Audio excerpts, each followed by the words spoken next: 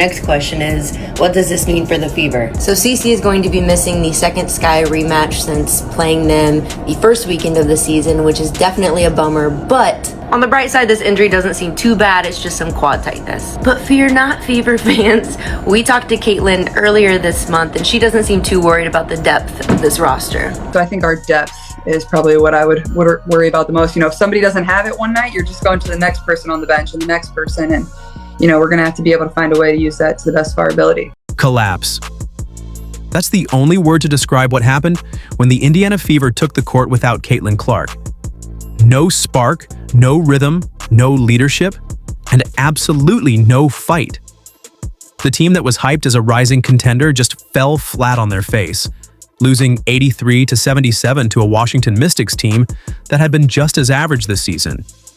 But here's the brutal truth. Without Caitlin Clark, the Indiana Fever looked completely lost. This game exposed everything fans were afraid of. There's no plan B, no backup general, no depth when the superstar sits.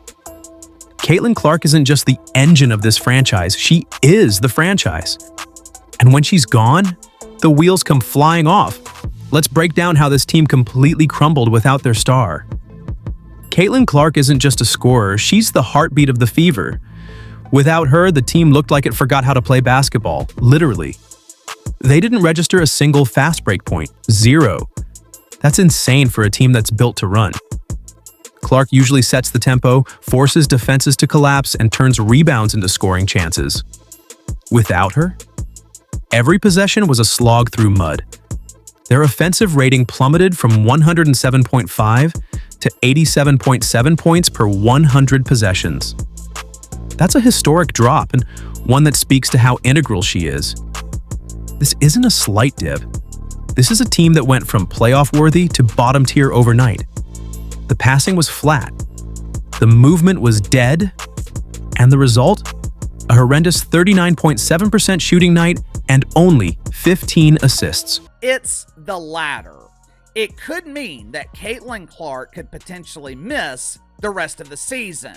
This 2-week timetable that people are running with, that's just when Caitlin Clark is going to be reevaluated. As of now, she will be reevaluated on June 9th. That does not mean, and it's highly unlikely, that June 9th or shortly thereafter is when Caitlin Clark is cleared to return. A complete and total breakdown. This was the night where Indiana's veterans were supposed to lead, but instead of stepping up, they shrank. Kelsey Mitchell, usually one of the Fever's reliable scoring options, went 4 for 16. That's not just a bad game, that's a ghost performance. Aaliyah Boston only got 5 shot attempts, which is inexcusable for someone who should be one of your offensive anchors. Sydney Colson, who replaced Clark in the starting lineup, was a non-factor. 4 points, 3 assists, and 3 turnovers in 31 minutes. That's just not starter-level production. These aren't rookies. These are veterans with playoff experience, and they played like the moment was too big. This was supposed to be their chance to prove the team isn't a one-woman show. Instead, they confirmed it is. The Fever's defense wasn't just bad, it was non-existent.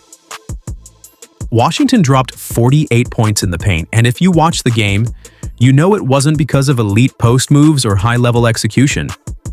These were basic layups, uncontested drives, transition buckets that looked more like layup lines than professional-level defense. The problem wasn't just technical, it was mental. Indiana didn't rotate, they didn't communicate, they didn't even sprint back after missed shots. Players like Brittany Sykes and Kiki Iriafen weren't met with resistance. They were welcomed into the lane. Sykes, a good but not elite scorer, finished with 21 points and 9 boards like it was a casual scrimmage. Iriafen, 16 points off hustle plays and slipped through the cracks moments. And why did this happen? Because poor offense leads to worse defense. With Caitlin Clark sidelined, the Fever committed 16 turnovers, many of them unforced. That gave Washington chance after chance to push the tempo and attack a scrambling defense. And when the offense fails to get good looks, the defenders don't get set. They're playing from behind, tired, frustrated, and out of position. Coach Stephanie White said it bluntly. They got layups just off our poor shot selection. That's not a minor critique, that's a condemnation. It shows that even the most fundamental basketball principles, like getting back on defense, were broken. That's not about scheme.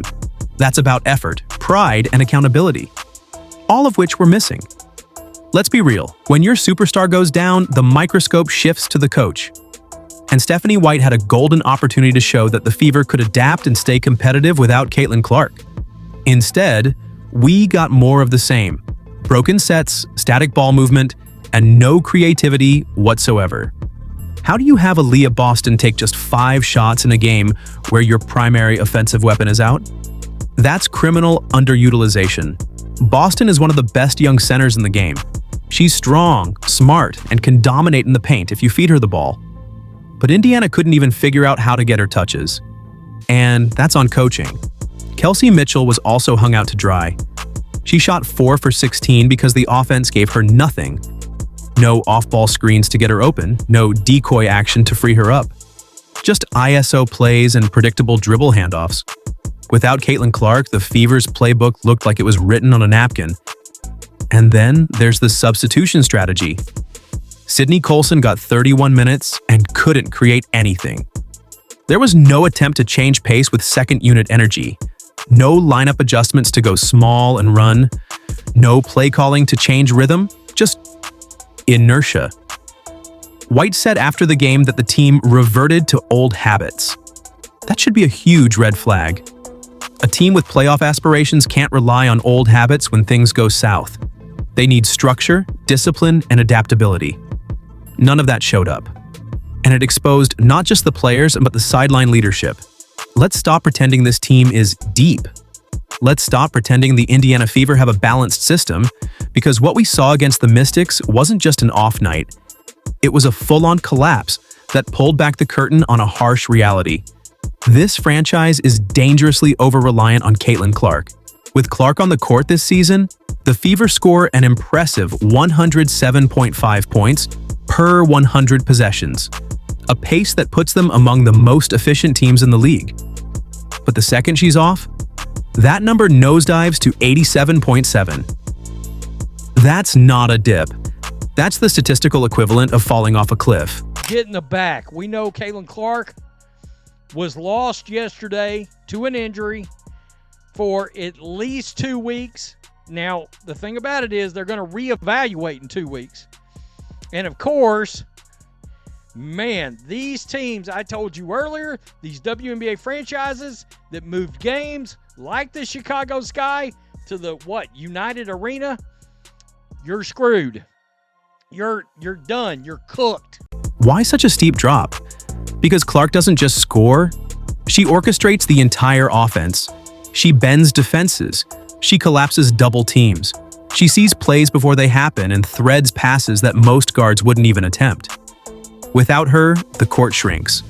Shooters don't get open, Boston doesn't get touches. The transition game dies.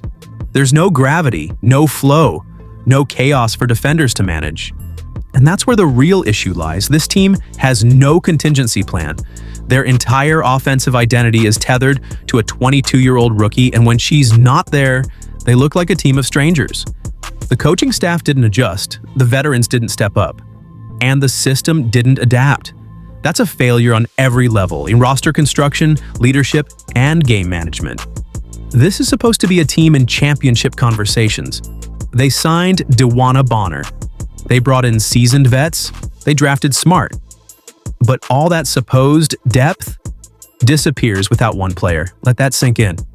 And from a bigger picture standpoint, this is dangerous. Not just for the Fever's season, not just for Clark's development, but for her longevity in the league. If you keep putting her in a position where she has to do everything, what happens when the wear and tear catches up? What happens when she faces burnout or worse, a major injury? Look at the history of overused stars. They burn bright early and flame out because their teams never gave them the support structure they needed. If the Fever want Clark to be their franchise cornerstone for the next decade, they need to start building a real system around her. One with multiple scorers, a functional second unit, and an offense that can run even when she's off the floor.